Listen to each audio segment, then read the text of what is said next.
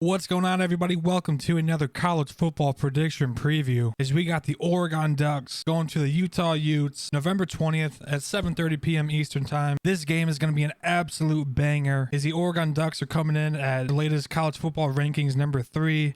Utah is at 23. The Ducks with a 9-1 record, Utes with a 7-3 record. This is definitely one of the most anticipated showdowns on Oregon's schedule, really for both of these schools. Let's talk about these starting lineups and what they got cooking. There's no secret, Kayvon Thibodeaux is definitely going to be a top 5 NFL draft prospect if he's not going to be the top pick. In my opinion, their safety McKinley is the best safety in all of college football, and Noah Sewell is an absolute stud on that defense. Cristobal is doing amazing things with this program. The best thing that he did for this program is bring physicality to the trenches. That's something that Oregon was missing for a long time. On the offensive side, they can definitely cause problems for any defense with the amount of speed that they have. They got a very experienced offensive line, which I don't think gets talked about enough. At the wide receiver position, you got Johnny Johnson, who's a senior, Brad's a senior, and of course Anthony Brown is a senior at the quarterback position. At running back, it does suck that they lost CJ Verdell for the rest of the year, but Travis Dye is one of my favorite running backs in the country because of how explosive he is. And if you haven't noticed, he literally wears no gloves, no armbands,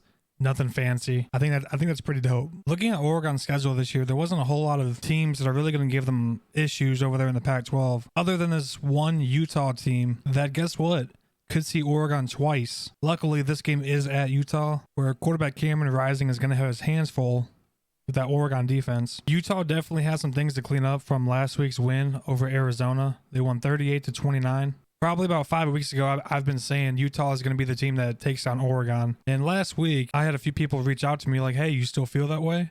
And I told them, I'm like, you know what, man, it's probably they're playing a really bad Arizona team, maybe looking ahead. I'm hoping that's the case. I'm hoping it's not more of like Utah is degressing as a football team. I don't think that's the case. I think they were just maybe looking ahead a little bit. And I think one stat that a lot of people are intrigued by is defensively, Utah ranks 3rd in the Pac-12 in total defense at 344.1 yards allowed. And they also lead the league in sacks and tackles for loss per game. The Utes also lead the Pac-12 in third down defense as well. So right now, you're just imagining all of those defensive stats because they play well as a unit at Utah, night game. It's going to be tough. It's going to be really tough for Oregon, in my opinion. They're going to have to play a very clean game, which means no turnovers. There's no question Oregon had a very nice win against Ohio State early on in the year. I remember there was like a few weeks after that where they were like barely getting by teams and they ended up losing a game. But the last few weeks, they seem to really put it all together. So if that is true, that they're putting it all together and Utah has not been improving at all, then I don't think Oregon fans have anything really to worry about. You know, the stats that Cameron Rising has, Utah's quarterback, through 9 games, he's got about 1,700 yards, 14 touchdowns, and 2 interceptions. You know, I think this is a team that does